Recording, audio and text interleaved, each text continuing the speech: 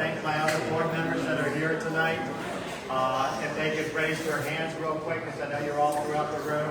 Valerie, Nancy, Stefan, Tom, I think that, and then Flavio, where are you? In the back.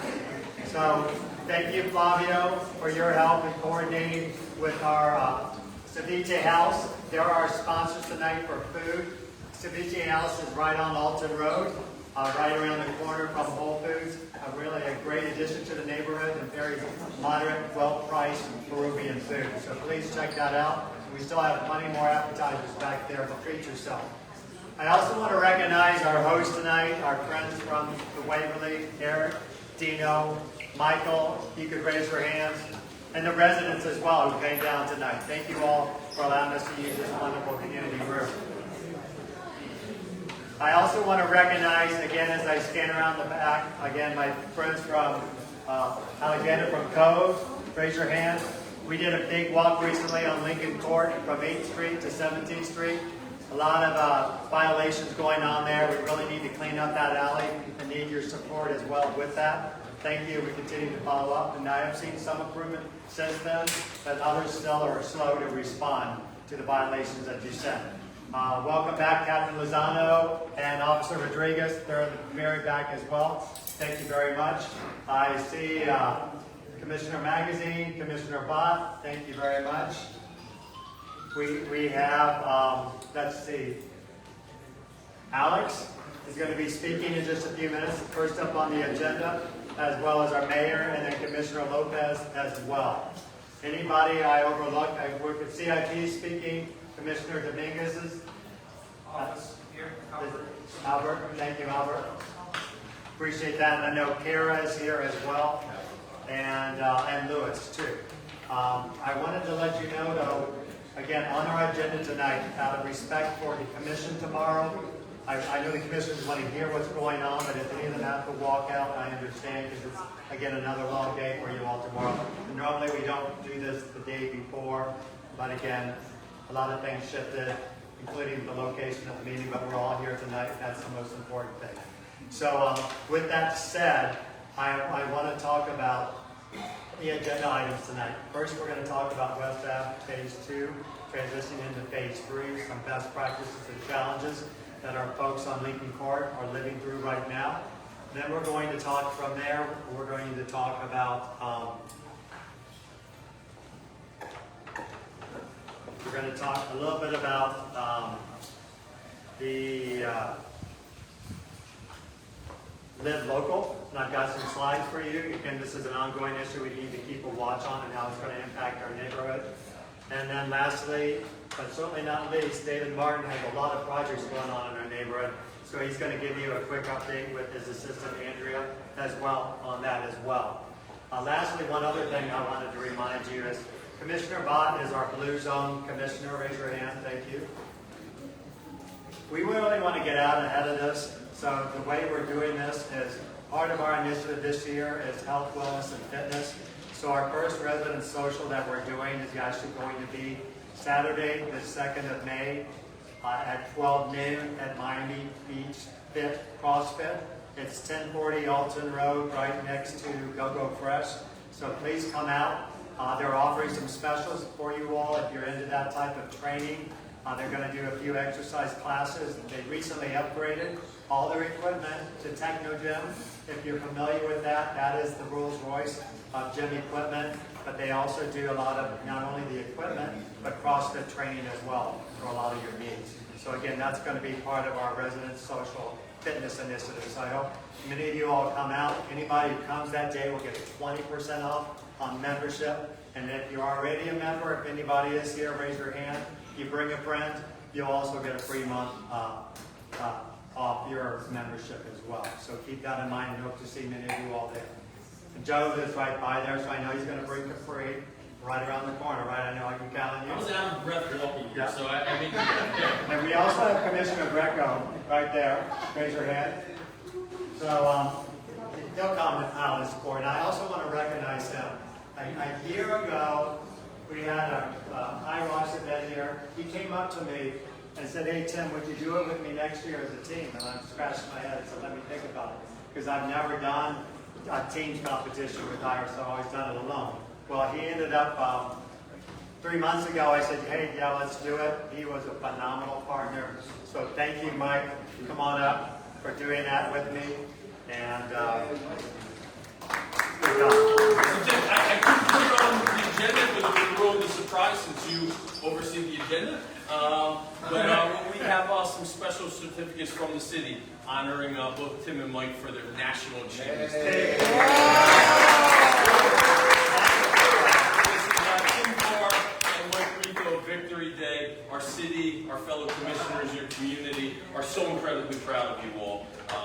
You show us up. I went there for the High Rocks. What you did is incredible. You're an inspiration, truly, not just as community leaders, but as health aficionados. Well, thank you. We appreciate it. Thank you. I'll give this to you, gentlemen. I'll take the blame for not giving everybody's signature over it. It's a scribble at the end, but it's from all of us collectively. Open it. Well, Alex, come here. Please come on. All the commissioners are here, okay? Okay, over here, 1, 2, 3. 1, 2, 3, over here. Over here, 1, 2, 3, and again, amazing, congratulations, thank you. Round of applause, guys.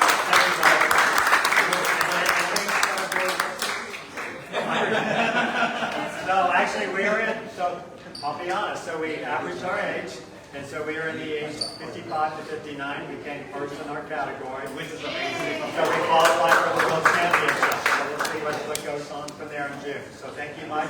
So, and you guys are over 55? Thank you. Can I just say one very quick thing? Because I don't want anyone to be scared that the only way to participate in our transition to the health and well-being capital of the world, which we are doing, and Blue Zones is a big part of it, you do not actually have to compete at a national level in High Rocks. You can actually go for a walk before breakfast, or do some push-ups, or just mix in a salad, or talk to your friends, or have a glass of wine with dinner. There are lots of ways to do it. I'll take the last I one. like the idea of first walk to meet your friends for a happy hour, Friday night, pricing for wine and pizza right on West Ave. There you go. But I won't co-op this meeting. That'll be a different meeting that I co-op. All right, well, thank you very much. I appreciate it. All right, so I'm going to turn this over real quick. Mayor just has a couple of comments he'd like to share with you all. Great to see everybody out here. Really helps our community when people come out in strong support. I'll just give rapid fire a couple big picture. Obviously, spring break ended. Kudos to everybody. Huge success, 3rd year in a row. And actually, it's getting better and better because not only did we have no violence, no chaos, no shootings, no stampedes, we actually were quite busy, extremely busy as a city. And if people were out, our hotel room rates, we're extremely busy, and we had fitness conferences. Kudos to Commissioner Bott again for the Blue Zone initiatives. We had Future Proof, which Commissioner Magazine helped bring in. We literally had 4,000 asset managers on our beaches in the middle of March when we used to have chaos. We had success. Big picture, and kudos to our police department. Great job, again, for everything you do. Our major crimes this year so far are down 20%. That's on top of last year.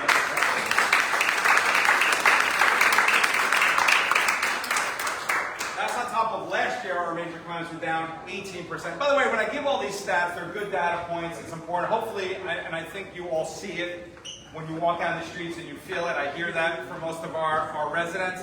But there's more to do. I don't ever try to say, oh, we're doing great, and there's a lot more to do, and we're doing it collectively as a commissioner. Our homeless count, the lowest ever in city's history.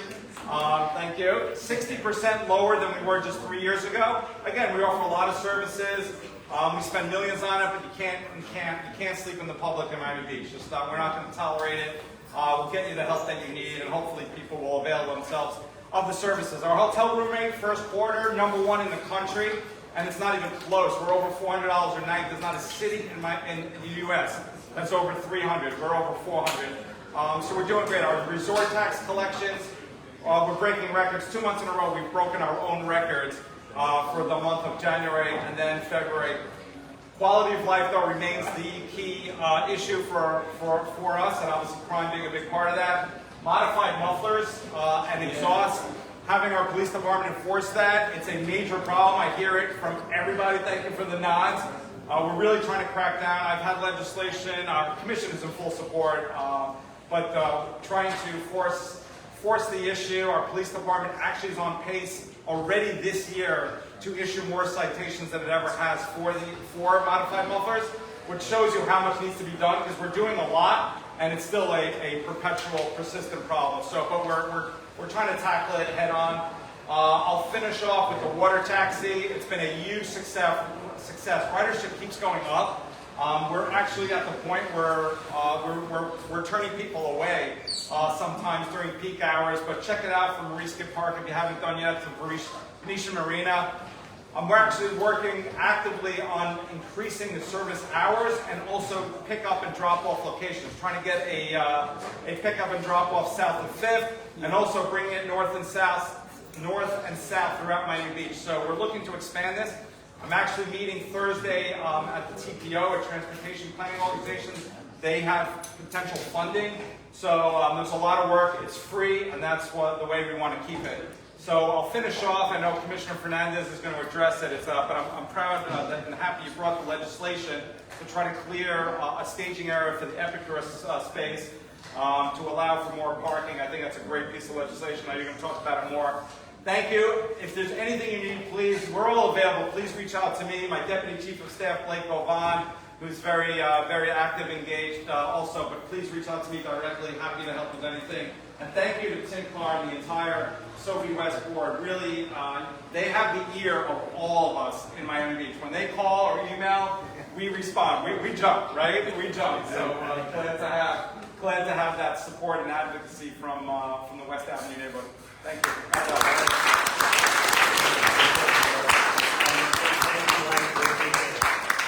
Is there anything else you wanted to say, Joe? No, I'm good. Okay. Tanya, anything else you wanted to say? Don't ask.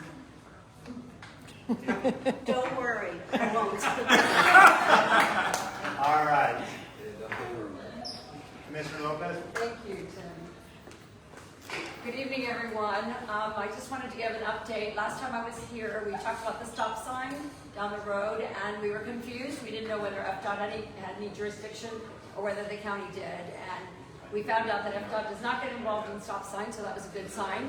And then we realized the county doesn't either, so we've been working with Commissioner Magazine's office on that, since we know that was a high priority of his. And that's the stop sign at 6th and West Avenue where the road ends before they go off. Right. So we did digging, and we now know what needs to be done. It's in the hands of the city, so that's good news. And it's That's it. You need to do your thing now. But with anything else like that, I want to thank Tim Clark for being such an incredible partner of my office. So if you want to reach out directly, don't hesitate to do so. If you want to reach out through the SoBe West Association, do that as well. We're here to help, and I'm really proud to be able to say that I'm working really well with the mayor, the commissioners here, and those that are not here. Just today, Commissioner Bott and I got off the phone. I said, I'm headed for SoBe West. She said, me too. And we were working on two things together. One is the pedestrianization of Ocean Drive. As you all know, the commission has moved forward with a resolution approving that. The county is becoming a little bit of a stickler, so I've got to do my job now to make sure that your voices and the voices of your commission are heard loud and clear. So I'm going to call a meeting of everyone so we can get the facts straight, because oftentimes there's a lot of misinformation and disinformation that the county has and that does not represent the voices of the beach. And we're also working on water. The mayor talked about the water taxi. You may have remembered that last month I told you that one of the big impediments that we have on the mainland side is that there's no parking. So we want to get together with, I worked with the Miami Parking Authority and found that there's no parking garage that the actual city owns, but the Omni parking garage is privately owned and it's very underutilized. So Commissioner Bott and I are going to work with the owner to see if maybe we can even get him to sell monthly passes for those that are actually using the water taxi as a transportation to and from the beach for work or play. So that's my update on the two things that we had discussed the last month, and so I look forward to hearing more from all of you. Thank you, Tim, again. And don't hesitate. May is my district coordinator. May, just raise your hand. May will be here. I've got to run to another event now, but we will work on all the things that you need working on and continue to work not only with this association, but with the Beach Commission. And Commissioner, we took that water taxi ride together. We Good did, plan, right? we did, I love it, and I'm grateful to hear that more and more people are using it now, so, good job. If you haven't taken it, please take it, I think you'll be very surprised how effective and nice it is. Thank you. Right. Thank you very much. All right, so first up on our agenda tonight, as you all know, Commissioner Alex Fernandez has initiated, due to a lot of concerns with West Ave Phase 2, weekly or Zoom meetings every Thursday and every other Thursday, a walk on the streets, particularly on Lincoln Court. Because for anybody who lives in that area of our neighborhood, you know it's extremely challenging right now. So these walks are really good because the commissioners have come out. The last walk, again, Commissioner Magazine, Commissioner Bott were there as well. Alex was leading the troops with his team. Of course, we had Ariel from CIP and Heather. We had Rickman on site as well. And many of you residents really talking about the challenges of what they're trying to get through. And what we're trying to learn from this as well, and Stefan, my board member, has really led for SoBe West, and Nancy, the challenges and sharing those with Heather in the city, what needs to go on in this process. Because what we want to do is try to improve upon that, so when we get to Phase 3, which is again 14th Street to 8th Street, that'll be the final phase that hopefully we can improve upon what they're going through right now, or even minimize some of the pain. So that's what we're going to talk a little bit about tonight. First of all, we're going to talk first on Phase 2, and then we'll jump into Phase 3. We also, I know there's some concerns about residents around traffic, signaling, in particular at 15th Street, now that 16th Street is completely blocked. So if we can kind of address that a little bit as well, I'd appreciate that. So again, Alex, if you could come on out, CIP team.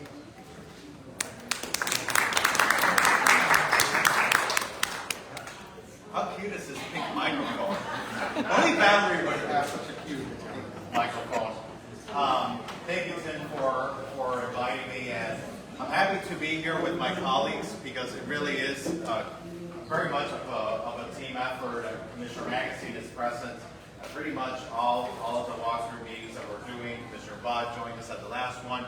The mayor's team, Blake Oban, is present as well, and it really is a team effort. And before I go into the details of what I was going to say, I'm so grateful that Commissioner Lopez was present because she has been such a great partner to our city. We have a county commissioner who listens to us, who shows up in our city, who meets with our residents, who cares about our neighborhoods, who understands, like with Ocean Drive, she understands the importance of pedestrianism for Ocean Drive. She understands the importance of historic preservation. She's just been such an incredible asset. So and Commissioner, thank you for your partnership. So yeah, as many of you know, on a bi-weekly basis, we've been doing these community meetings, bringing out the CIP team out into the project site. And why did we decide to do this? Because clearly your quality of life is being affected by the construction projects that we have going on around the city. And I just sat back one day and I was thinking, gosh, these are construction projects. And as many of you know, I like to fix up historic homes. And I was thinking, when I have issues with a project that I'm working on with a contractor and my team of people, what do Robert and I do? Robert and I, we set up a meeting with our contractor and we walk the project site and we point out every single issue of what's going on with the project site. And it dawned on me, why isn't the government doing the exact same thing that we would do with our homes? This is your community. This is where you live.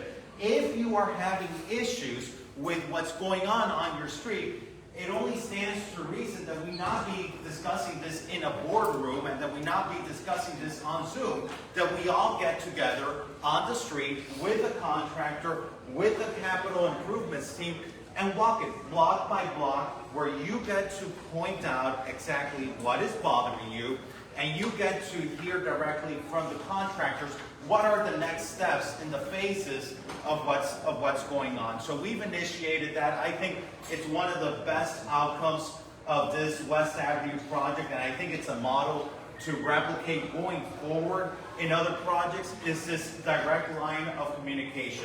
And thanks to all of you and the advocacy of SoBe West and leaders like Tim and Stefan, who have been advocating for the WhatsApp group, we finally are up to modern times. I mean, just think about it. You send a text message and you get to notify the entire neighborhood if construction is going to be going on a little bit longer, if the water gets disconnected, if for some reason there's a change in the configuration of traffic or on the availability of a sidewalk. You don't need to attend a Zoom meeting for that. You don't need to send an email. Just send a quick text message on Zoom, and now the entire neighborhood is notified. I think we have well over 1,000 people signed up. I think it's close to 2,000. It's almost 2,000, that's right. It's almost 2,000 residents now that are signed up on that WhatsApp group, and again, it's thanks to SoBe West. And I have to say, as an elected official, never have I been so aware, so in tune with what is going on with the projects as we are now, and I think my colleagues probably feel the same. Being able to come out and walk the project site with you has created a level of awareness for me, and I think for the team that helps us better advocate for all of you. I'm just going to run high level before passing it on to the capital improvements team of where we're at. Right now, as you know, with Phase 2, there's currently a lot of work going on Lincoln Road, especially between West and Bay Road. They're working on the drainage wells that are being installed now. They're also doing work on Lincoln Road and Bay Road. They're about to start with the road racing once some permitting issues are solved with Durham. There's been an issue with buildings that have connected to the city's infrastructure, but there's no record of those permits having ever been obtained, or they were obtained, it's just not recorded with the city. So the city obviously has to comply with Durham, rather than pushing that burden onto the individual condo owners and the individual condominium associations. The city is working with these condominium associations and making sure that we get the proper permitting with Durham. So that's been a bit of a delay that's holding back a little bit of the road racing for Bay Road, just off of Lincoln Road. But once we get those approvals from Durham, we'll be able to move forward with that. The other area where there's work going on is, as you all know, the north lane of 16th Street by Alton Rd is another area where a drainage well is being installed, and that work is going to continue through the fall. Through the fall? All right. And generally, you know, all of this entire phase that you're seeing from about 17th Street to about 16th Street, that we generally call segments 2 and 3, that should all be completed by the fall of this year. And then, you know, simultaneously, our team is working on Phase 3. Phase 3 is about $50 million. I think it's still short, about $7.5 million. But even though there's still that budgetary gap, the team is still working on design and working on permitting, starting to work on permitting for that. So I can tell you, do a potluck fundraiser or anything? you know, that'd be a fun fundraiser.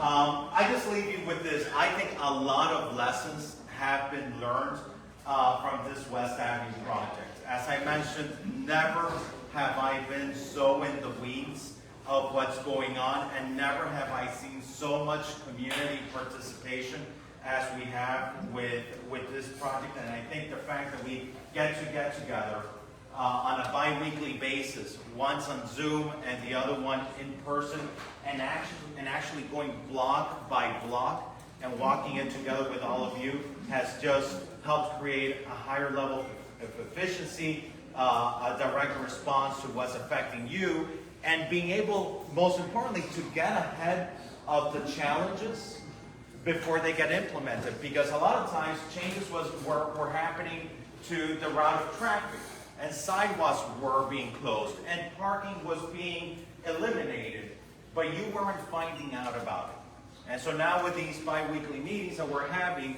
the contractors are presently, and they're actively telling you these are the changes you will be seeing in the project site in the coming weeks. One of the great things from this, and the mayor alluded to it, you know, doing this walkthrough, one of the residents, I think Valerie and I think you, Tim, have been bringing it up, as well as Savannah, a number of people have been bringing it up, is the loss of parking on Lincoln Road during the construction phase. Why? Because equipment is being stored, it's being staged on Lincoln Road where our residents need to park. When alternate locations actually do exist, and there's a number of empty sites throughout the Lincoln Road area or the West Avenue area. Of course, most notably and most high profile is the former Epicure site that's been cleared for construction. If that site is sitting clear, why not utilize that site for the public's benefit and use that as the staging area, as opposed to taking parking away from the residents? So we placed an item on tomorrow's City Commission agenda authorizing our city manager to negotiate with these private property owners who own these properties to allow for staging of construction equipment and materials to occur on the private property as opposed to the public property. So that's a little bit of what we've been doing on West Avenue. I'm very proud to be working with the Neighborhood Association, but it really is teamwork. Commissioner Magazine is constantly involved and hands-on on it, as well as St. Louis and Commissioner Bott. And I see we have Commissioner Matos Salinas as well as present. It really has been a team effort. But I'm going to pass it now to the guys who know the ins and outs about this, to Ariel. He's present at each one of these on-site meetings, and I'm going to allow him to walk through the presentation. And correct any wrong information I may have given. No, you did a great job. You did a great job.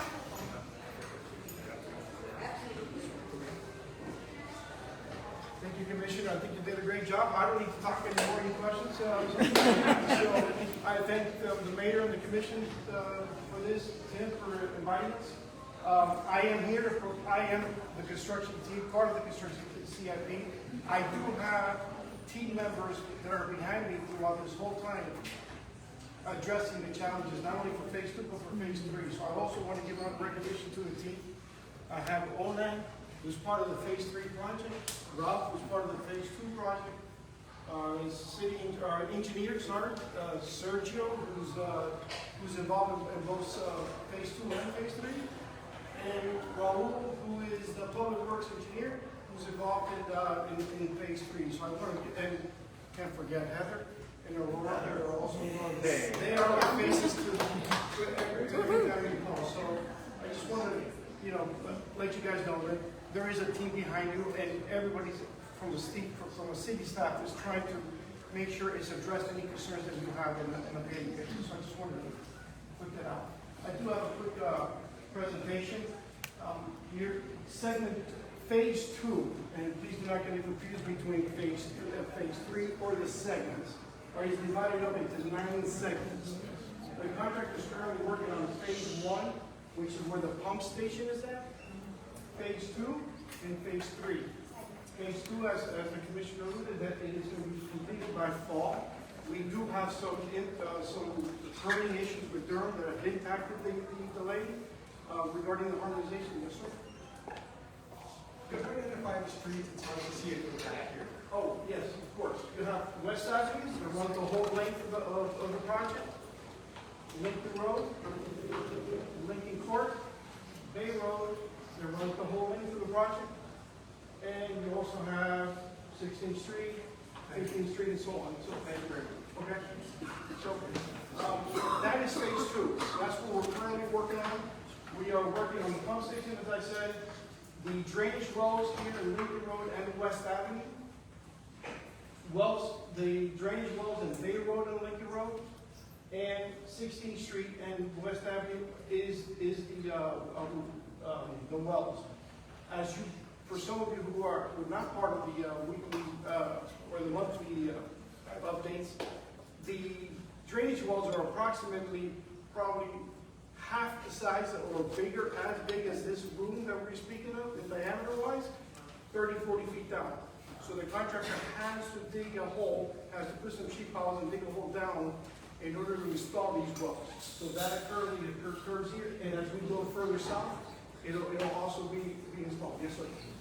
Just to, as I understand, once they finish with the current segments they're working on, the plan is really just to go all the way down West Avenue and then come back and do Bay Road after that. That is correct. Currently, the objective is to go down segment 6 and segment 9. That is what we call the critical path. That's where the most of the work occurs along West Avenue.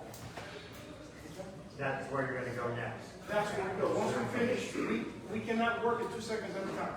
So we have to work, once we complete one segment, the contractor will proceed on to the next segment. And the next segment will be segment 6. Okay? Yes, ma'am. So you kept mentioning the DERM permits.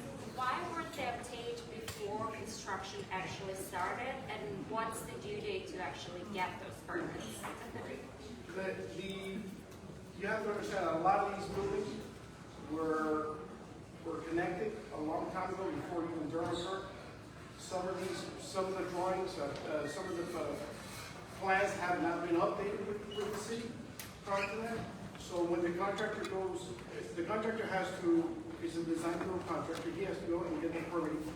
If these connections are shown on the permit drawings, they're permitted with DERM. If they're not, for whatever reason, then he cannot disconnect, and we have to go back to DERM and let DERM know that we have found some connections that need to be addressed. Ariel, let me just jump in there. Let me just ask, these are connections that a building would have had to apply with DERM when they were doing them to connect to the city's infrastructure. So these weren't permits that the city had to obtain. These were permits that were the responsibility of the private property owner at the time that they were connecting to the sewer system. And what's Drainage. to the drainage system, sorry. This is why I'm not an engineer. And so, you know, a lot of times there's a disconnect between what the plans show, the plans that, you know, the city has inherited. You know, one generation of public works officials pass over to the next generation of public works officials. So you all inherited, for lack of a better word, this set of plans, but then when you open up the ground, you see, oh, there are connections here to the city's infrastructure system from private buildings that are not reflected on these plans. Because at the end of the day, it was the responsibility of those private buildings to get that. So now you're going back, the city is going back and trying to work with DERM to the extent that it can to kind of do that work that the buildings would have had to do otherwise. Correct. I don't know if that answers your question. These plans are going to be then updated at the city level as well, that if there are any future works, that they're fully up to date. Yeah, at that point, it's updated. It gets So that, updated with yeah. DERM, it gets updated with the city. Yes, ma'am. So is there a due date now that the work though now it still carries on? Because there was a meeting a few days ago or a week ago where we were told that construction is going to stop. It hasn't stopped, so is it No. going on?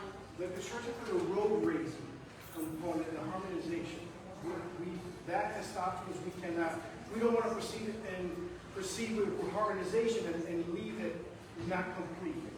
So we have stopped that portion of the work so that we can get all the permitting in place. So once they do start the harmonization and the road raising, we impact to very little get in and get out. We just don't want to stop and go, because that makes it really likely possible. That is the intention. But yes, it has taken us a little longer. Last time we mentioned about 6 to 8 weeks, and we're still targeting that time. So is there a final date for the end of segment 2, like 1 and 2 actually? 2 and 3 were already in fall time, as Commissioner. Because originally it was June, July, It was so in the now summertime, now we've extended it. full September or full December? We're right around there, again, it's right around there. So part of the challenge is that now the city depends on getting a term approval, and we know just to review the application, it could take term up to 30 days. Minimum, to review and then get comments and all that. So that's an unexpected delay that the city has. So right now it kind of is a little bit out of the city's control because we depend on the regulators at Durham to review these plans. What the city has done is that we have reached out to, the Public Works Director has already reached out to the Durham staff in order to see how we, once we get the information, to expedite this and put it on the radar. So that has already happened. Are we doing the same thing moving down towards, so that we're getting ahead of it this time? You guys are construction. What we're doing is what we're focusing first on the critical segment, which will be 2 and 3. Once we have that, which opens up the way for the contractor to move forward, then we continue on doing the rest of the segments and stay ahead. So, but let me ask you this. Yes. Are we able to, because obviously the set of plans have to be approved by Durham. And I would imagine, as we mentioned earlier, once as we're completing with segments 2 and 3, we're going to be moving into phase 2, the permitting process for phase 3, I'm sorry. As we go into the permitting process for phase 3, is there a way to find out or to identify whether any of these connections exist underground without, getting to the point where you're ripping up the ground and you already have an approved permit, then you're finding out after the fact that, oh wait, we got to go back, change the permit because now we've discovered that there's these connections. We are doing everything possible to discover or see what's on the drawings and connection. If by any chance the engineer finds things that are out there that could be, we can do exploratory digging. So we'll do everything possible to avoid any future delays. Okay, so we can try to do that as part of the permitting process for phase 3, so that we don't wait until the ground is open and have to put things in place to go seek a change. If the engineer sees that there is the survey shows some type of connection that he doesn't see in the drawings, then we'll dig in further and we'll do some exploratory digging. So yes, that is lessons learned. That's one of the lessons learned that we're doing for phase 3. How are the volume and impact of these undocumented connections, so to speak, in phase 2 differ from those that you encountered in phase 1? We haven't got phase. It's segment 1. This whole section is phase 2. Right, but compared to what No, has already been done in phase 1. Phase 1 was mostly the pump station and the pipe and the drain pipe that could connect to the. Sorry, my bad on that. I was talking about what was done on 10th Street, 14th Street, so on and so forth. I wasn't, I cannot speak on. That was like 10 years ago. I understand, but somebody's got to know. I was around during that period. I lived down in that period. Some of my residents are here. So that was from 5th Street to 8th Street. And then they did 14th and 10th Street, east-west lines. I'm not aware of any of the buildings. There aren't that many involved from our building to have those kind of plans that showed something like that connected. So these are older buildings and more smaller buildings, all interconnected. As Commissioner Manager was on, these are most new buildings. Question over here. Yeah, I have a question and a comment. The first question is, when you complete segment 1, 2, and 3, are Lincoln and 16th going to open up and be a traffic throughway to Alton again? Or are we going to expect years of not being able to access Alton? Let me go ahead. Lessons learned. This is part of what we're here.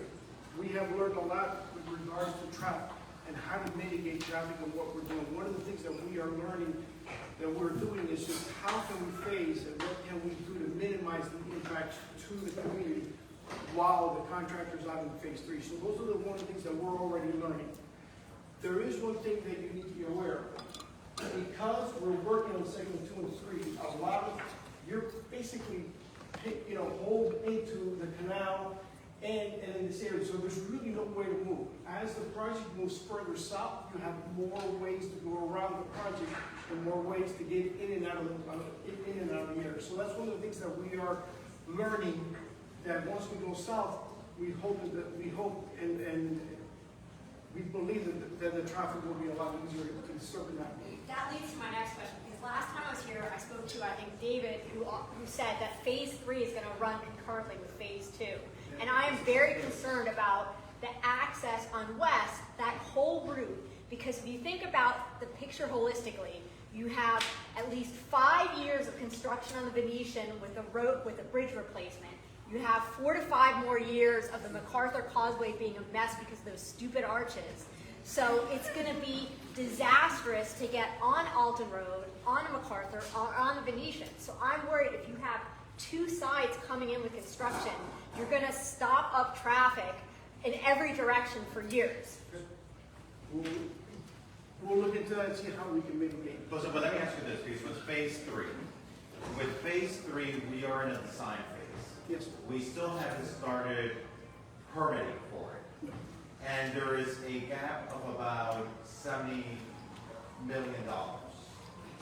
Seven and a half out of the 50 million. Yes. There's a budgetary gap. That's with phase 3. So we haven't even started permitting with phase 3.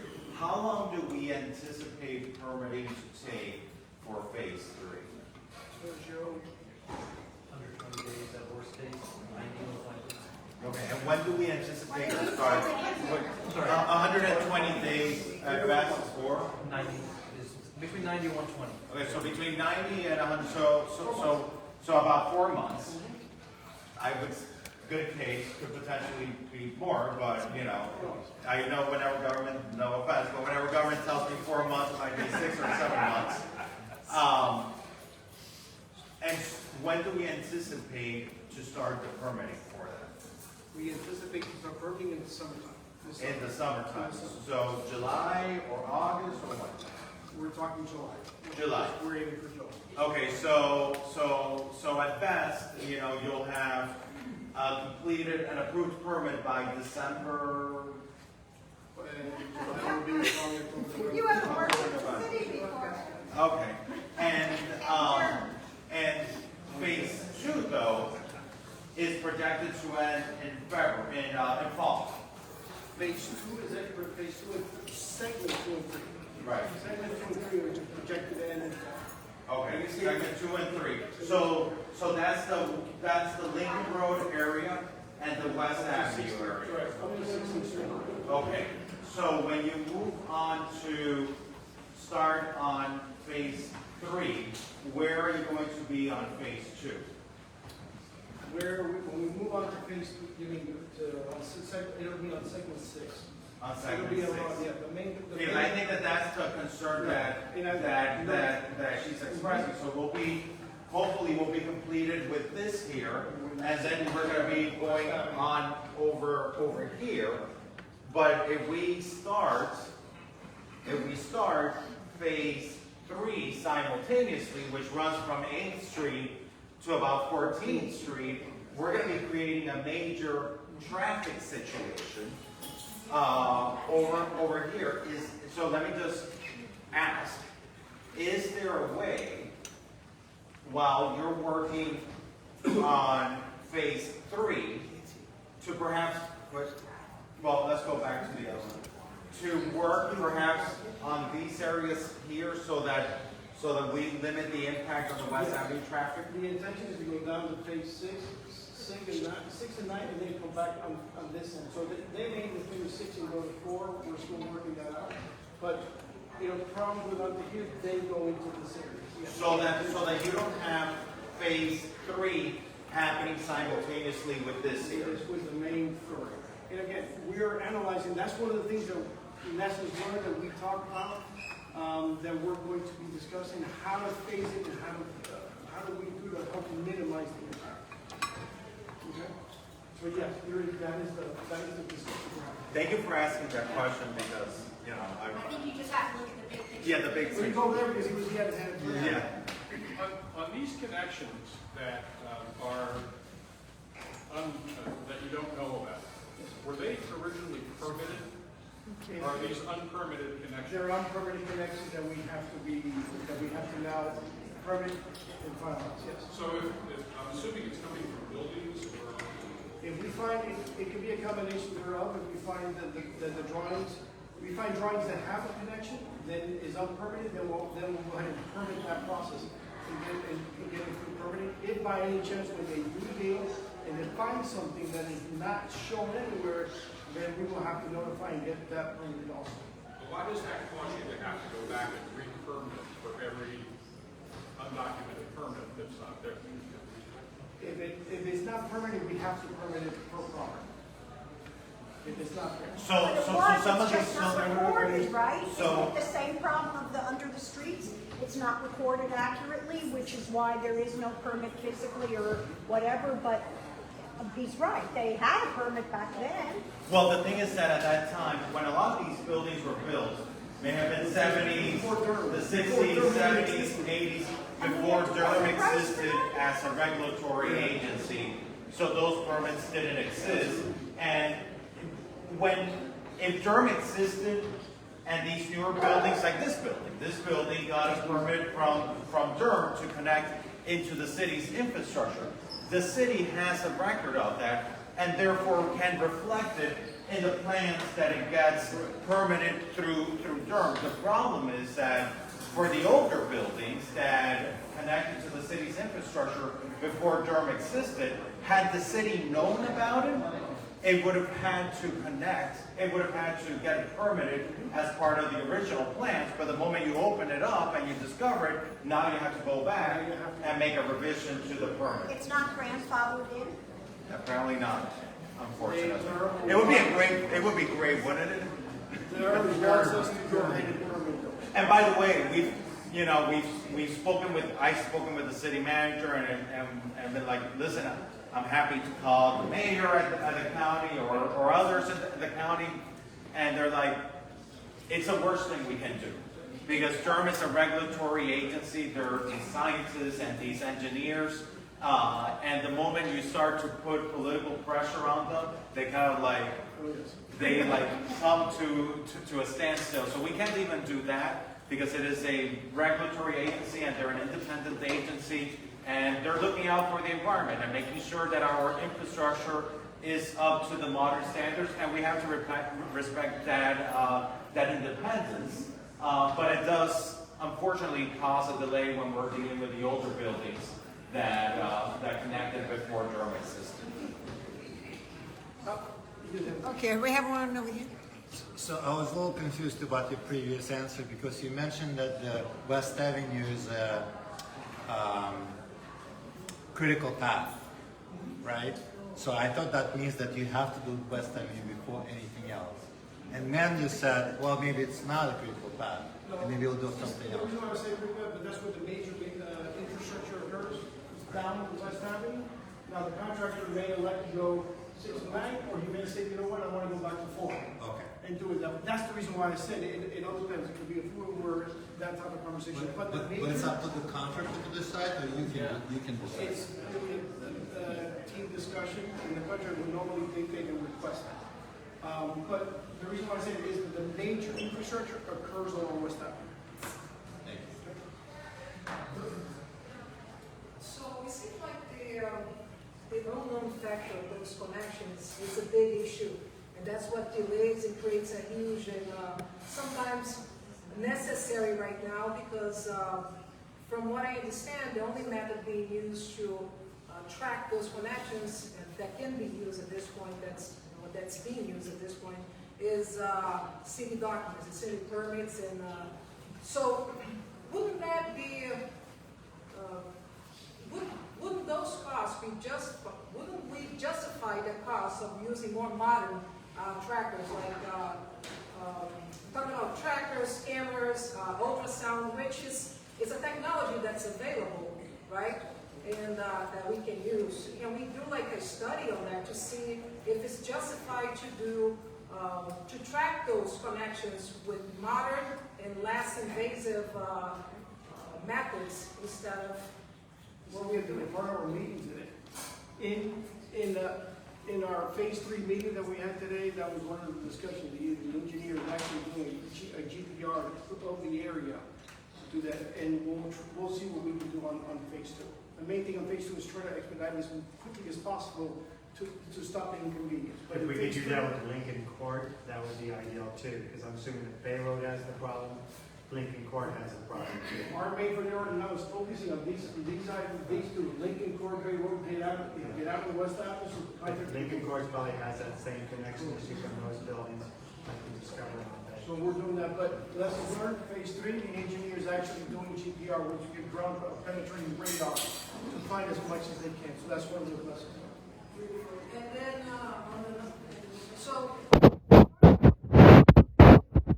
this first started, and we started in that same area that's going to be on phase 3, Louis is phase 3, right? Which is between 5th and 14th. This is the phase 3 project, 14th H Street. Yeah. Down West Ave.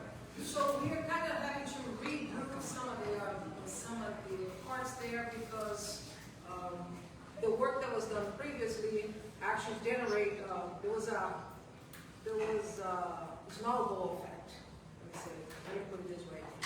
Do we have any work or any research done in all of those phases to avoid what happened in that first? I'm going to say the first phase of this, or the initial phase of this project, so it doesn't happen again. We're taking every steps to avoid what has occurred recently, to avoid it not only in phase 3, but also in the remaining segments of phase 2. That is our main focus. We do have to get out. We do have to focus on the first ones, which is 2 and 3, so that we can open up the avenue and be a way for the contractor to continue going without stopping. That is the objective. Yes. But the question has to do with, so that doesn't back up into a different spot in the city. I don't understand when you mean back up into a different spot. So we are talking about drainage, right? We're talking about drainage. Drainage connection, not drainage itself from the street right away. We're talking about private property connections to the infrastructure. So that's what creates a bottleneck. Bottleneck? For the drain. So we have to. The puddling of water, I think, Once we connect to the new system, any flooding, it's all gone, because that's what it's designed to do. Okay. That is what it's really designed. We have harmonization agreements that are in place for that same reason, to make sure that it collects the water, because you are going to be lower, so it collects the water accordingly and into the main system. I understand, but that was not in the initial process, right? That was not the initial. Harmonization agreements were 10 years ago. Harmonization agreements were done in the last few years. Yes, they were done during the first phase of construction. And are you, so the first phase of construction, which Tim mentioned from 5th to 8th and down 10th and 14th Street, they did upsize and they did improve the underground infrastructure, but that was just one piece of the puzzle, right? So now with the phase 2 and the phase 3 projects, they're able to complete all the upgrades to the infrastructure to reduce flooding, and so that there is no more bottleneck, there's no more point of constriction. So the entire system is appropriately sized, and it'll go to the pump station up by Trader Joe's. I'm sorry to interrupt. Did that help? No. And do you believe that might actually resolve the issue on phase 3 that was created in phase 3? That should holistically help with flooding in the neighborhood. That is adjacent to the building connections that we're experiencing with the DERB. It's part of it, but it's not the global reason for flooding. Does that help? Is this what you're referring to? Yes. That's exactly what the project is designed to do. All this infrastructure work is designed to capture all the water and I understand, but that was created, for example, the project was done, the pumps were installed, I believe, on 6th and 6th, 10th, and 14th Street. And 14th Street, and it was great for 6th and 14th, but 8th became flooded. So the one in the middle ended up getting affected by the work that was done, which we never had that issue before, then became an issue for us. So that's the type of I'm trying to bring up in the. So let me give you a little high-level type of explanation. The city runs from, is lower at the, by the canal, by the way, it runs this way. So the whole system is designed to start collecting water from Main Street all the way down to the pump station that comes out. So as it collects water, all these drainage wells collect those waters, process and make sure any trash or anything again that we cannot dump out is collected. The water goes on to the next station, then it goes out to the pump station and process one more time before it goes out to the canal. So that is the intention, yes. The system, so you understand, the pipes that have been installed to date are double your size in height. That's how big those pipes are. They're like buildings. It's incredible. It's probably almost as high as this building. So as you get closer to the canal, the pipes get bigger and bigger. As you get further from the canal, further south, the pipes get smaller. So the work is not as bad, but it does look like it is intensely quite as well. But yes, I believe that's the question you're asking. I love the question. I love it. It's like you're down to the details. Great.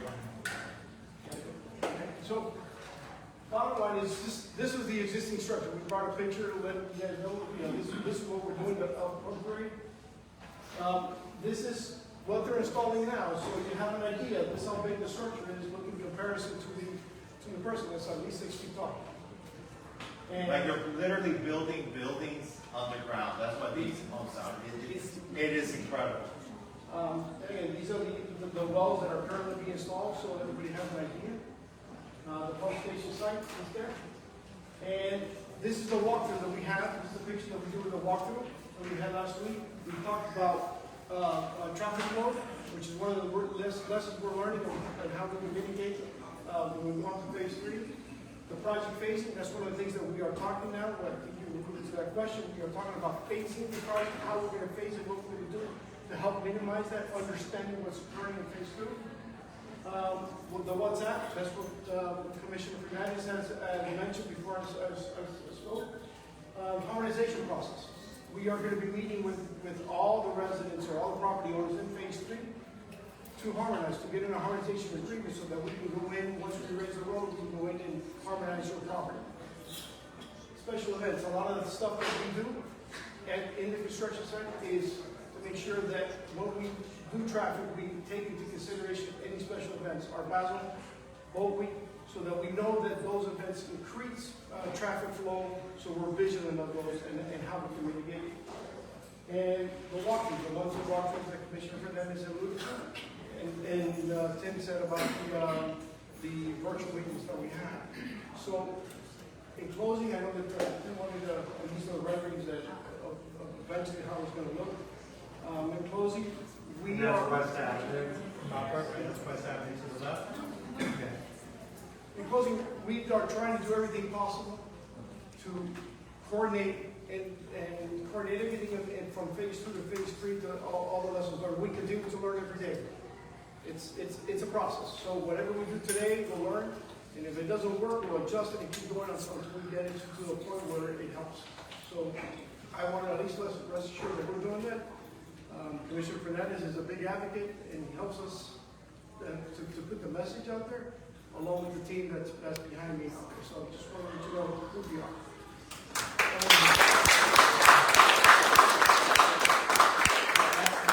The next meeting is, Kara, the next meeting, I'm sorry? April 30th. April 30th is the next meeting that we have. That meeting will be on Zoom. And then the following one, we do it out on the field in person. And it's a great walkthrough. Everyone's welcome to attend. Thank you, gentlemen. I appreciate it. Thank you. Heather, how are you doing with harmonization agreements for phase 3? Hi everyone, I'm Heather, this is Laura, as well as Lauren Pertel from the City's Neighborhood Affairs Department. So we are currently working both in West Avenue Phase 2 as well as West Avenue Phase 3 conducting these harmonization meetings. And what that means is because the roadway and the sidewalk and everything is being raised in front of you on the road, we need to make sure that we're giving you a smooth transition into your private property. So those are what the meetings are doing. We're discussing, we're walking the site with your board, with your property manager to explain the work so that we can come to a consensus on these proposed improvements and get a signed agreement that ultimately allows the contractor to enter your private property to perform this work. This work is absorbed, the cost of that work within the harmonization area is paid for by the project. There's no additional cost to the owners, to the buildings, unless we want to do anything extra. Hi, Derek. We can give a cancel cruise though, or? Sorry? We give a cancel cruise though. Yes, so we did have a harmonization, like block party scheduled for Bay Road, because that is the first street that's scheduled to be harmonized. We are currently still in limbo as to when that can be rescheduled. A primary driver of that is the resolution with Durham. So as Ariel mentioned, we don't want to start and then leave you halfway done. We want to be able to have a resolution so that we have a smooth game plan. That will include landscaping as well. I'm almost positive, yes. Okay, so then harmonization, and why did I come up here? Who do we need to meet with? If we haven't met with your property, so on the West Avenue project in segments 2 and 3, we've met with most of the folks out there. We've met with most of the folks in segment 6, which is West Avenue down to 15 Terrace. If you live on West Avenue, south of 14th Street, please reach out to Aurora and I. If you live on Bay Road, south of 16th Street, same thing. We would love to be able to establish contact with your property. We may not be able to meet with you just yet. We're waiting on plans from the contractor, from our design team. But we at least want to meet you. We want to have your contact information available. So when the time is right, we can have that meeting and discuss it with you. So all of that to say, if you haven't heard from us, reach out. If you're not on WhatsApp, reach out. Join the WhatsApp channel, as well as our email updates as well. I'm done. Thank you so much. Yes? So if I were to go to my director of our building and say, have you met with people about harmonization? Who would he or that board, with whom would they have met? Aurora and I, as well as our team members, depending on which of the project segments. You're here. Representing what entity are you? I am the public information liaison. I'm a consultant on behalf of the city, organizing the outreach efforts, the harmonization coordination. And you can, when she's done, just walk off to the side if you need to coordinate or anything, exchange information. Let's do it. The sooner we get this done, the sooner we can expedite the whole process as well. So thank you. Thank you very much for having us. All right. Thank you. Is Jay Newman still here? Jay, where are you? Is Jay here? All right. I just wanted to, next phase, we're going to talk a little bit about Live Local. This is something, again, over the last couple of years that's come out of Tallahassee regarding the challenges with workforce housing. And working with the city, Jay in particular, one of my board members, and myself, have already had several meetings with the mayor, commissioners, to talk about this important issue. Because West Avenue may be ground zero to be impacted by this. And again, for those of you who don't know what Live Local is, it's basically something that was passed in Tallahassee to allow Tallahassee to override local municipalities' bar rules and regulations to build workforce housing. So for anything that they do, we can't really tell them no, except for the pushback is right now is infrastructure. So if they want to build these large towers, which can be as tall as 5 Park on West Avenue, because it's anything within a mile of the tallest building is what they're basically allowed to do, then put a significant impact on our infrastructure, our roads, our water, our sewers, our schools, our hospitals. So right now, the city has not approved anything of significance because they're still looking at that whole issue and where we go from there. So with that said, I wanted to make you aware the big projects right on West Avenue that are most likely, what kind of traction they have and which one is furthest along. So for your reference, the very first one is 824 Alton Road. If anybody knows where Magdalena is, that empty parking lot that's been sitting there for a year. Again, Crescent Heights, Russell Galvin is proposing a 31-story residential tower there. And again, that would basically be, I'll give you a little more details, 120 residential units, 48 workforce studios, 72 a market size, units, and a first floor, 2,900 square foot first floor retail, and 4-story parking podium. I'll show you a picture of it in just a moment. So again, that's the first one out of the chute that he's really trying to use as a litmus test to see if that gets passed, and then it's going to open up a can of worms for other things that he's proposing as well. For example, 1663 Alton Road, that is right next to Baptist, just south of Baptist, that empty parking lot that's been sitting there for several years now. That's the site there. 740 Alton Road, that's actually proposing a 28-story building there, and that is actually where that marijuana dispensary is, just north of the health center. So keep that in mind. And then lastly, 1575 Alton Road, that's an 18-story tower proposing 92 units, and that's basically where the Firestone property is right now. So those are the first 4 out of the chute. My fear or concern is if these happen, it's going to be a domino effect, because I know there's other properties, you know, that are ripe for redevelopment on Alton Road as well. Basically, any empty lot or an older building that's only 2 stories, they're going to come after them and try to do that as well.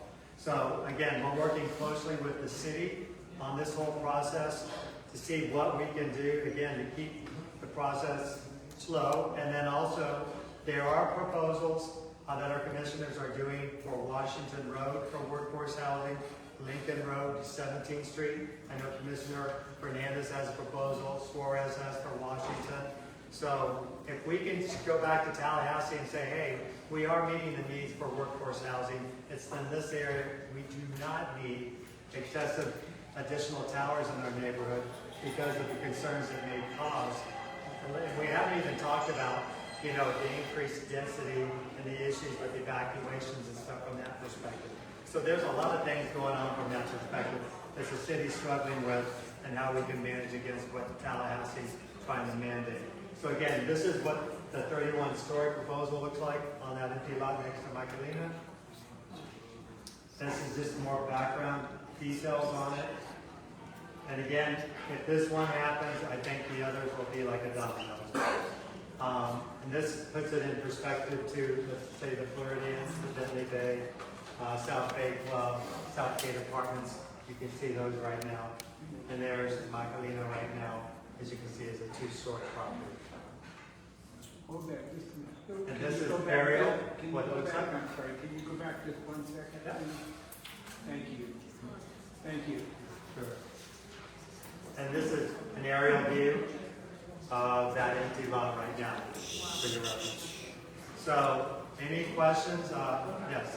As residents, I've seen a lot of information flying by. What is the best way to voice our opinions and express concerns or support you all in your expression of the concerns? What is the best way for us to be heard and what's the most effective? A couple ways. One is, again, sharing your concerns with us, of course, because we're feet on the street, but also your commissioners, because the more they hear from you, the more they know it's really a concern. For example, you guys did a great job talking about setbacks and FAR issues. So the mayor and the commissioners actually put a limit on the FAR. But it seems like every time we try to do something, then they go to Tallahassee and they change it or take the ability away for us to manage that. So again, our philosophy is, again, smart development, but not overdevelopment. So I think there are ways to do that. So for example, David is going to talk about in a moment, his development is actually going to be less density than what was on that site before. So, you know, that's something, you know, to think about. That these are definitely, when you talk about workforce housing and studios, you're building more density and stuff. We do want more year-round residents and stuff, for sure, but we want it in a smart way, in a smart growth plan. Yes?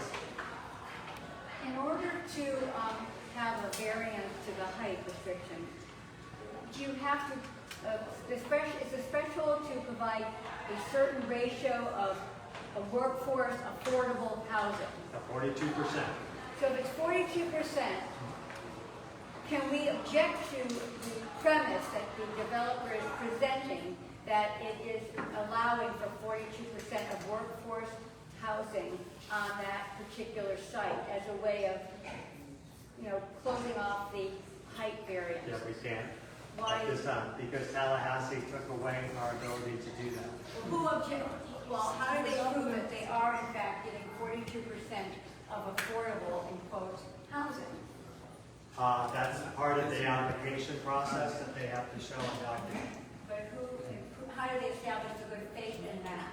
And what do you consider to be affordable housing in a particular neighborhood?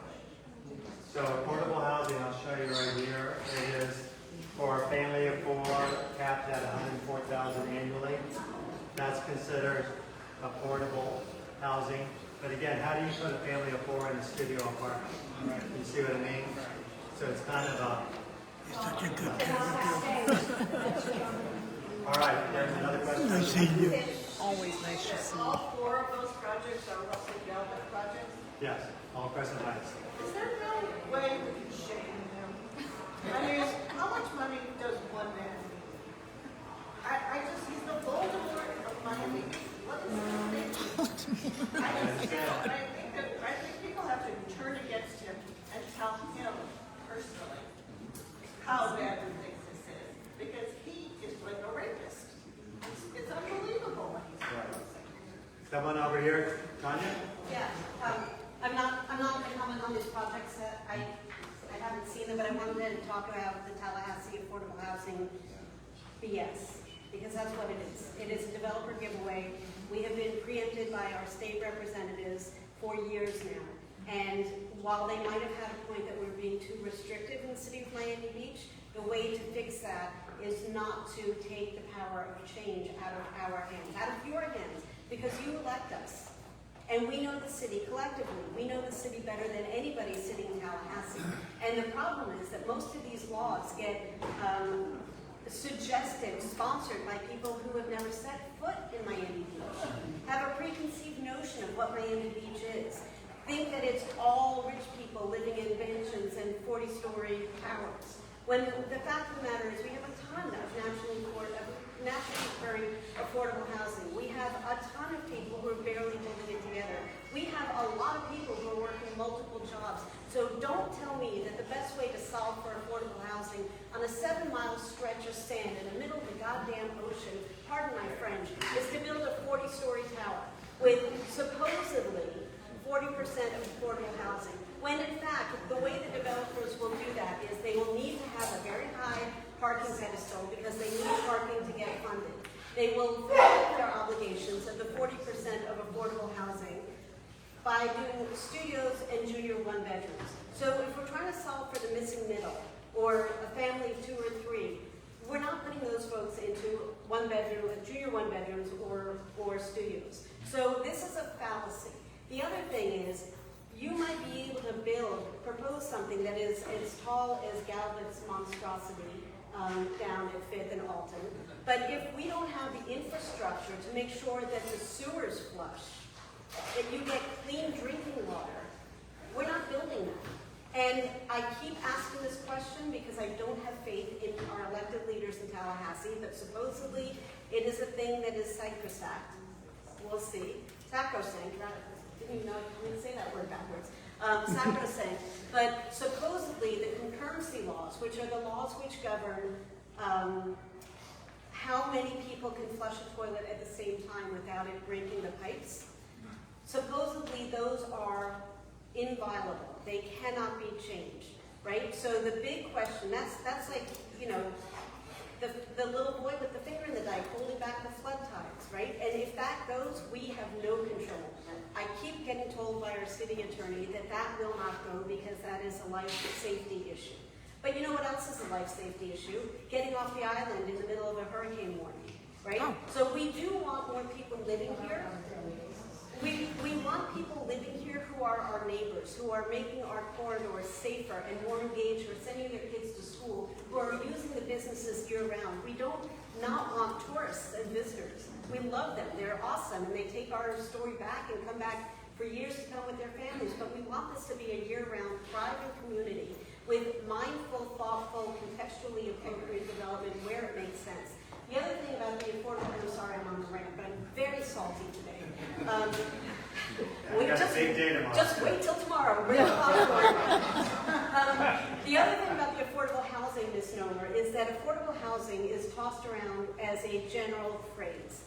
Affordable housing covers all the way from 60% of AMI to 120 or 140, it might be 140, but it doesn't matter, of the area median income. And that is determined by HUD, by the Fed, right? So the federal agency says in this zip code, the area median income is X. So if you want to do super affordable housing, Section 8, for the people who have the least of the least, that would be 60% of AMI. If you want to do something for the missing middle, you can go to 120, 140% AMI. And there's a range of what affordable housing is, but what I will tell you, in addition to what the rents would be, is what the stock has to be. And if to comply with the laws of Tallahassee, all of the affordable housing that gets built under the Live Local ends up being studios, that does not solve any problem. That gives opportunities for more short-term rentals and Airbnbs, which I can tell you, because I'm dealing with it in North Beach, it was zoned that way, God knows why. It is a disaster. It's an unmitigated disaster. And so we are all trying to figure out how to fix this. And, you know, we collectively as a city have a history of, you know, unlike Coral Gables, it's saying yes to developers along the way. And so now we find ourselves in this really unpleasant situation where we are preempted by the state, and so we have the threat, the sword of Damocles hanging over our head. Literally, people saying, well, I could do this, or I could do a Live Local, so give me what I want. And we're all like, we don't want a Live Local project. And so the prevailing wisdom currently is, it's better to sit at the table and negotiate for a project that we can all live with. But it's not a great solution, and it's coming faster than we want. And this Live Local thing has unlocked a Pandora's box. So I don't have a cute, easy solution. I really, really, really feel your pain. I don't even know what these projects are yet, because you've seen them before I have. And so I have no comment on these, but just know that is the dynamic that we're facing. It's not that we're craven politicians taking bags of money from developers, and if I'm speaking for myself, that is definitely not happening. But it is because we're sitting in this terrible position where we have very few options. And I can tell you, as a serious policymaker, it is one of the most frustrating things I've ever dealt with professionally. And people say, how do we solve this problem? How do we make it better in Miami Beach? And my answer is, we secede from the state of Florida. So to make a long story short, we're screwed. And those buildings are going to be built. Hold on. Let him speak first. Go ahead. Okay. To make a long story short, very concise, following everything that you said. Essentially, you're saying that we're screwed. There's nothing that we can do. I agree with you. We live behind that beautiful empty parking lot in the 800 block that is indicated to have that big ugly building going up. Been following the process along the way since first heard about it. For you, I'd like to know, how close do you think that is to being approved? And realistically, we really don't know, because he's pushing back in reference to, again, the currency issue. And, but again, the city is staying steadfast about that right now. So we really need kind of updated plans for the city in reference to all this infrastructure. So we can really say, no, this is what we can or cannot handle at this time. The other thing, we talk about sharing your voice with your commissioners, but also our folks in Tallahassee. You need to reach out to our representatives as well. We'll get some of those folks to come to future meetings so they can hear from you firsthand as well. And if I could just say one more thing. I just want to be clear, this is not hopeless forever. It's complicated right now. What is the expression if it's not okay, it's not the end, or something like that? Anyhow. Elections matter, and so if we change our elected representatives at the state level, we can undo some of this. And also, writing and calling your state representatives, and it's so important that you let us know, because we can call and write and talk to our state representatives. But they hear from us all the time, they're like, whatever. But if they keep hearing from you guys all the time, like all the time, about how this state that is so supportive of home rule is stripping away our community's right to govern itself in the way that we need best, in a way that impacts public safety, that message will get heard. And also, by the way, not only do you vote for your elected official here, but donate and volunteer to races around the state, because other people make decisions for us. They vote in support of, or they'll bring something to the floor to take away our rights. So it's not just a Miami Beach issue, and it's not hopeless. We are using every tool we can to try to find a way out of this. And in the meanwhile, we are trying to negotiate as best we can to get stuff that we can all live with until we can really change the rules of engagement. So don't give up the fight. Thank you. Yeah. Commissioner, the elephant in the room here for me with the city of Miami is infrastructure. We have no infrastructure. We're building all this stuff, and there's no way to get on or off the island other than having a little bit of taxi. And people are stuck in traffic. I mean, it took us 45 minutes to go from 12th Street to 41st Street to the island. If there was a tram that ran along somewhere that would whisk you up to 41st Street in like 5 minutes, but we never thought that, you know, there's nothing, there's no infrastructure. There's development after development after development, and we are lacking a severe lack of infrastructure that nobody ever wants to address. Good point. We appreciate that. One last question. Yes. A while back, this organization and Speak a little louder. a while back, this organization and the mayor and the city commissioners all supported 1250, which I believe was 35 stories when it was finally all said and done.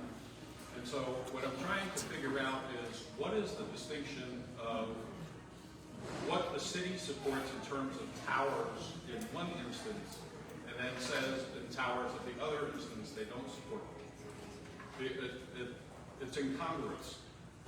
I'll try to answer it to the best of my ability and the feedback and talking to people.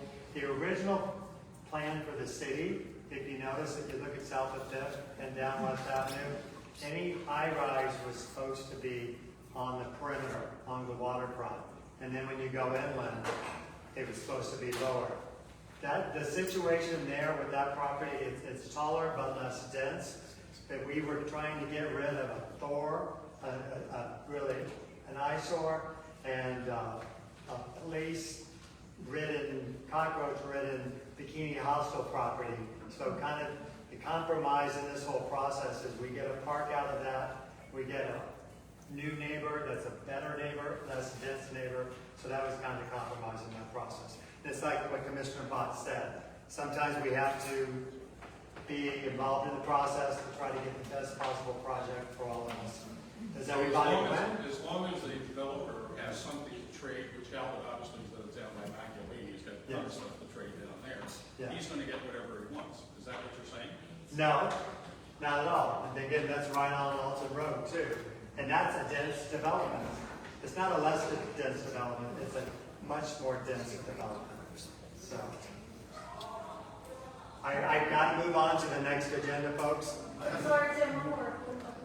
I just wonder if putting in affordable homes has to be in a giant skyscraper.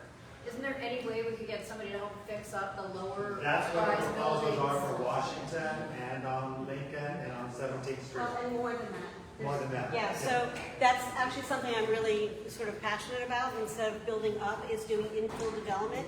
So along Washington, it could look like taking one plot instead of aggregating an entire block and making something huge, but doing one plot. You know, if you walk around Chicago or New York or Boston, you've got, you know, the stores on the first and second floors and then 3 or 4 stories of residential above. And I think that is a great way to be an urban walkable city. So that's one thing that I'm working on, and Commissioner Fernandez actually was working on that proposal as well. Another thing that we're doing up in North Beach, and it would apply very easily to the Flamingo Park neighborhood, but we're doing a pilot project in North Beach where you already have garden-style apartments or smaller duplexes and things like that, doing a grant, a loan program for the landlord, for the owners, that ties their affordability commitments to the amount of money they get and what interest level and what rate of payment. And I'm going to butcher the program because it's not my jam. But that's basically what it is. So if you say, hey, I've got this 8plex and it needs, it's okay, but it's kind of gross, and I can't get very much rent for it.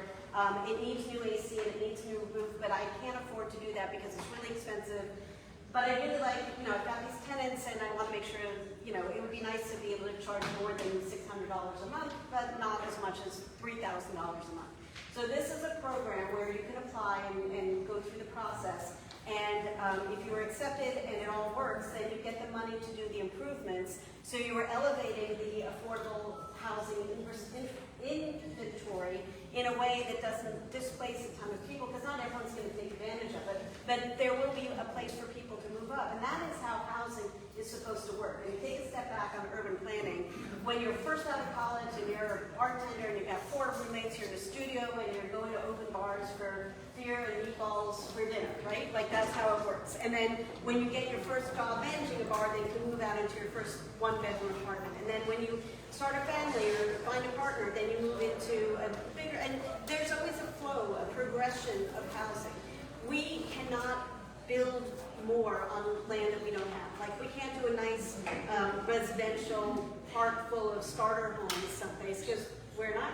And so we have to be more creative about what we can do here in Miami Beach. And there's probably so much we can fix, right? Well, this is.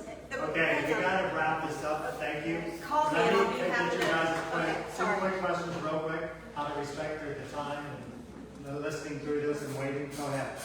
I'd like to suggest to the commissioner and to the leadership of SoBe West that I think the time has come for a community charrette where we work to develop a consensus on the zoning requirements that are wanted in our community, the urban design guidelines that we want.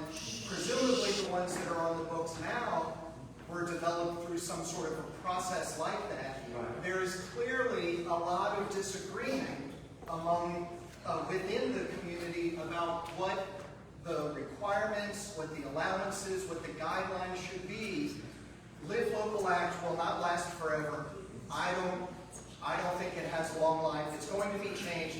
So I think the community would benefit from having new requirements and guidelines that are the result of a consensus of the community in place when that happens. So the city does have a master plan. It does need to be updated, so that's a great suggestion.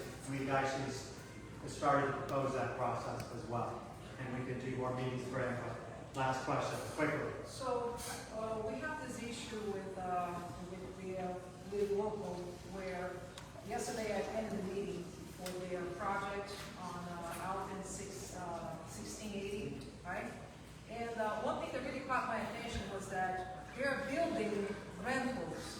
So when we talk about affordable housing, and we're talking about rentals owned by big corporations, we eventually, when we agree to those type of projects, eventually what this will do, and what we are seeing, is this huge inflow of developers trying to take advantage of this program, which is, for them is great. For us, they get the incentive to build. They get they agree. They get their project approved. They get the incentive. They put in for rent initially at a low rate, but then they control. So they control. After that, they can do whatever they want. And when I say do whatever they want, that includes also they become a very strong voice in this community. So if people do not own here, people are not owning more here, people like us, not big developers, we're going to lose our voice. Good point, thank you. All right, now what I'd like to turn it over to is David. Thank you for your patience, and Andrea. I'm going to turn this over. David has a lot of projects going on. I know you've heard from him before, but again, this is evolving quickly. So he's going to give a quick update on the pedestrian bridge, the Bay Walk, and most importantly, I think people want to see the latest plans and schematics for 1250. Thank you. Thank you, everyone, and I'll try to be quick. And I think the idea of the gentleman on urban planning and building a consensus around a new master plan for Miami Beach that's resident-led, I think it's a smart move. So I, kudos to that idea, and I think that's something that I'd love to participate in with all of you. Real quick, big background. I was not involved in the 1250 approval process. I came in after that project got approved. And currently I'm now the managing member of the entity to move forward with that project. That project basically cuts the density down. So there was 239 units. Currently we're going to be at around 100. So we've reduced over 50% of the density. So hopefully that has a reduction of impact on water and sewer and also traffic. Also that agreement had a development agreement. That development agreement had two basic public benefits. One was the dedication of demolishing the Bikini Hostel and then donating that property to the city to be, hopefully a green park, which we'll be talking with SoBe West about the ideas and the design charrettes with the community about that park.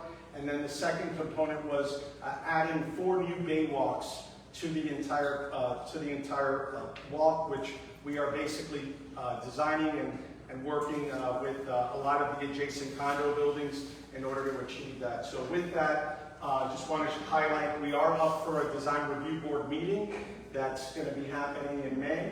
So our May design review board meeting will be coming up. So with that, just wanted to show where the property is. Prior designs, when the project got approved, our project is within those parameters of the zoning code that got approved at the time of that approval in July of last year. Basically, we've hired a very tropical modern architectural style to the project, and this just shows some of the features as it relates to the pool deck and whatnot. And I'll get into a little more of the setbacks. We've had meetings with our neighbors, meetings with the Waverly Board. We've had meetings with the Monad building, as well as meetings with 1228 as it relates to the design to make sure that we're compliant with the zoning code or have mitigated it further. One of the things I just want to highlight, there will be a public access point along the south side of the site that will be connecting the public to be able to go from West Avenue to the Bay Walk. This is just a survey of the property. I'll get more in details about the setbacks. Just so you know, the rear setback line for the pedestal was back here, and the rear setback line for the tower was back here. We're set back further on the rear setback, and the setback line for the pedestal was here, and the setback line for the tower was here. We've made the building, from the prior approval, from the prior presentation and zoning code, we've made the building more compact on the site to mitigate impacts from a view standpoint for our neighboring buildings. The building's not 35 stories, it's 28 stories. It basically has either 4 or 3 units of floor. It will be a high-end residential building, and just wanted to highlight that. The architect uses wood form concrete, so it's in a lot of woods. So it's going to be it's called a tropical modern building, and the architect's really a very special architect in the design community. This pedestal is around 20 feet high. The prior pedestal of the other project is around 50 feet high, and I'll show that shortly. Here it shows, this is West Avenue here. We're standing at the new park where the Bikini Hostel was, so we'll be able to show kind of a comparison between one building and the other shortly.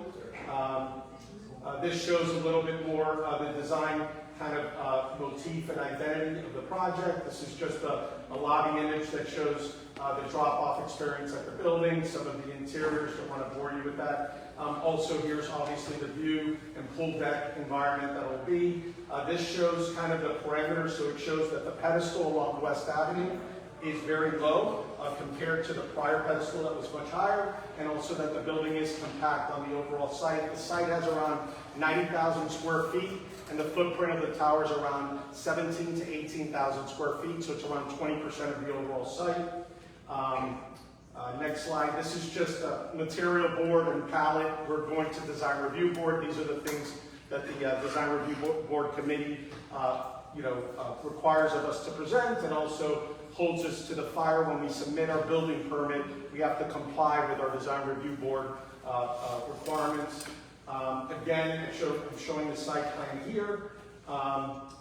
Then also wanted to just highlight the bay walk. So this is one of 4 bay walks that we're currently working on, and we'll talk to you a little more about that.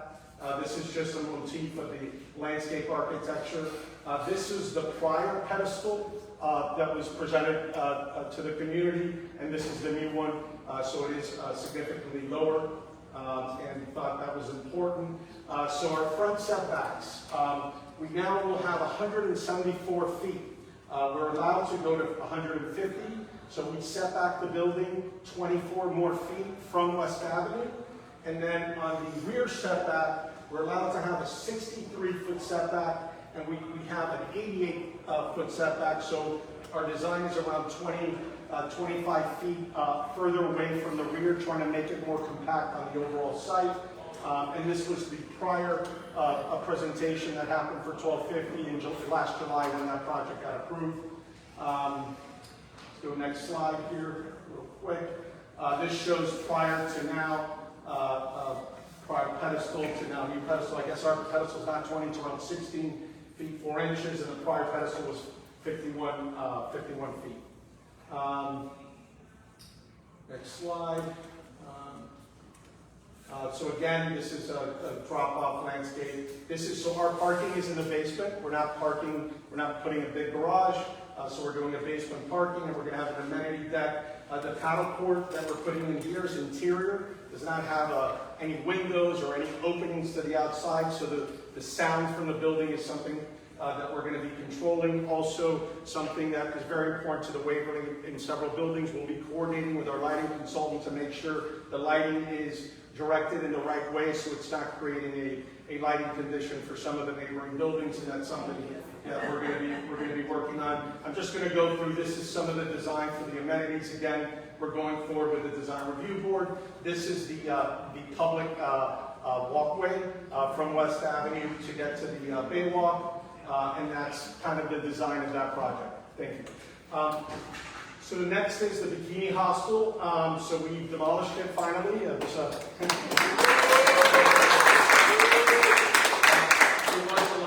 was a lot of work, coordination, and I just want to give a special shout out to Blake, who's the chief of staff, to Mayor Minor, who was very instrumental in helping us get all our gas cutoff letters, cutoff letters, water and sewer cutoff letters. In our development agreement, we're allowed to put our sales center at this location. We will not be doing that. We're leasing a place in Sunset Harbor for the sales office, and so we're going to want to move forward aggressively with trying to turn this into a park now. So that's a good thing. We'll be working with the SoBe West Board and the community to do design charrettes for the future of that park and how we can execute that now. It's important not only for the community guys, but it's also important to us. We want this neighborhood to look the best that it can be, and I think this pocket park is going to be a great asset. And so just wanted to show that. And then now the Baywalk segments. So this is basically where we're at. So we have 1450 over here. We have 1228 here and 1250. So those are 2. And then we have the 800 West Avenue Baywalk. This is a significant amount of work. We basically are working with each condo association to get an easement to be able to do the property, and we also have to redesign the docks. Some of these buildings have dock space, so we have to rebuild and redesign. So this is all what our responsibility to execute. And so we're in the process. We've hired Dr. Marine and Moffitt Nicholas. Moffitt Nicholas is a coastal engineer that handles all the design and permitting. Dr. Marine is a contractor that's very experienced, institutional, that knows how to build these in a responsible way. And so just wanted to highlight for you kind of the overall kind of connectivity, where the existing baywalks are in blue, where the new baywalks that will be responsible for building are in yellow, and this just shows kind of a planned bike and pedestrian improvement. Some of the things that we've been talking to Tim and the leadership at SoBe West is how we really can showcase this neighborhood in West Avenue in a positive way, in a walkable way, and that's something that we really want to work with the city, and been participating in some meetings with Stefan and Tim with the city on how we can execute that. This kind of just highlights each of the, so basically the fourth one here is not ours. Right now, want to disclose that the 1450 Baywalk is not designed.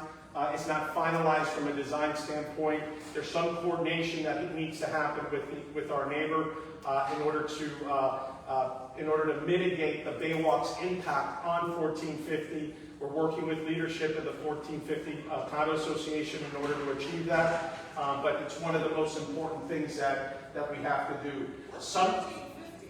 1450 West Avenue. It's a condo building on 14, and that's one of the 4 Baywalks that we're working on. Lincoln Road, it's right where Lincoln Road dead ends on the bay. Yes, that's correct. And so what happens is some of the Baywalk, and I think this is important for us to understand, some of the Baywalks were built on upland, right? And when the property owners or condo associations dedicated that upland, now you have a Baywalk in the upland. What happens is a lot of these condo buildings did not dedicate that public land, so we have to build in the water.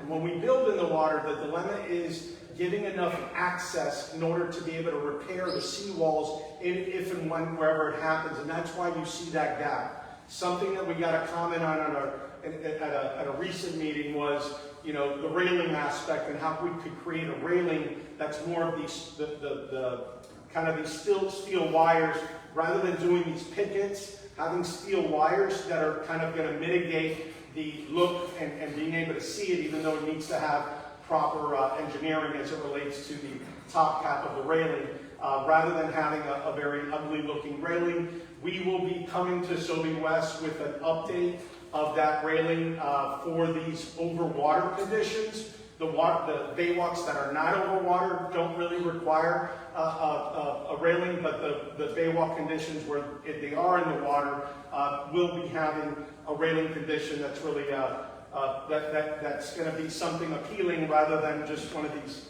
dump pickets. This just highlights 800. As you can see, we're rebuilding their docks, right? So we have to move them and rebuild them. And then also you can see kind of what we're doing for 1228 over here as well. Just wanted to give you some examples of what we're doing and the designs for those Baywalks. This talks a little more about what's happening at the Baywalks, a little more detail of of how the Baywalks are approximately 15 feet wide, 15 feet wide. So they are significant. They're not narrow conditions. We just wanted to highlight that. And then the last thing I wanted to update you all is the pedestrian bridge. We've been working very hard with the city and with FPL on this project. Whenever you do these infrastructure projects, you go to your utility companies and ask for them to locate the FPL utilities. And so when we're building this bridge, which spans over MacArthur and 5th, you have significant structural systems that we have to build. And so on the north side of the bridge, the FPL actually had as-built for their utilities that were and lines that were installed there from the actual construction. So those are much more reliable to be able to rely on and design and engineer around. When we went to the south side, we have some limitations as it relates to what areas we have to be able to build. And so basically this was the first locate that we got from FPL. The second one was the second locate that we got, and we designed the entire project assuming that the orange line was the line for the FPL. This yellow dot here is a method shaft. Right before we're about to start construction, we have a geotechnical method shaft that we installed. When we did that, guys, we hit the line. And a year ago, someone died hitting one of these feeder line guys. This is a really serious thing from a life safety standpoint, and also from a business interruption standpoint. There's 6 feeders that are feeding the South of 5th neighborhood that come right through this property. And so we're working with the city and FPL to be able to identify and certify exactly where those are. We have very limited space. If you see all these blue dots and green dots, we have an elevator vestibule. We can't have a ramp on the south side. So in order to get people down from the bridge, we have to build the elevator, and we also have a staircase. The elevator and the stairs require anywhere between 30 to 50 feet deep auger pass piles. These lines originally were thought to be 19 feet deep. We hit it here at 33 feet deep. But these lines, basically, the contractor that installed this back in the day for FPL is bankrupt and never created any as-built drawings. On the north side, we have as-built drawings. On the south side, they're not. So, I don't want to throw FPL so under the bus, guys, because at the end of the day, the guys we're dealing with weren't there when they built this, obviously, but at the same time, the mechanisms in science and machinery being used to identify this, we need to be 100% certain that we're not going to hit a line and create a life safety problem or a business interruption problem. We're working with the city manager, Eric Carpenter. We had a meeting with FPL, and then yesterday there's some excavation work that they're planning to do, and there's some additional machinery that they're bringing out in order to be able to locate these 6 feeder lines. If the 6 feeder lines are in a bundle, in a tube, is different than if there's 6 feeder lines that are sporadically widened out. We're trying to verify that they are in a bundle where we're installing, and so it's not only this area that we need to install. We have an elevator that has a conflict. The purple is where we believe is the zone of where that purple line is only 12 feet wide. It's not like it may seem a little bigger because we kind of blew it up. That purple is around 12 feet wide. So we right now have our staircase structure and our elevator structure in conflict with that. And so we are actively working with the city, and we're on top of it, and just wanted to let you know I'll be back here next month, and I'll be back here every month until we find the solution to get this done and get this built. And just wanted you to know that I'm here to answer any questions and appreciate your time, guys. Thank you so much.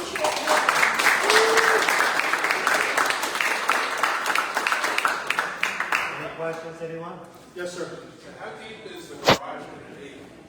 So the garage will be 10 and 10, around 20 feet. But it's elevated because, West Ave, give or take, is around 6 or 7 feet. Our lobby is going to be around 11 or 12. So I would say 10 feet below, right, 10 feet below kind of, let's say, sea level, but 20 feet from the lobby below. So that's similar to 1228, where the garage is halfway. Correct. Yes, sir. Yes, sir. All right. Thank you, guys. Thank you for liberating us from the mismanagement of Key Hostel, great appreciate it. You guys do look good work, and you guys in the building looks great. Thank you. All right, everyone, have a good night. And again, hopefully in our lifetime, West Ave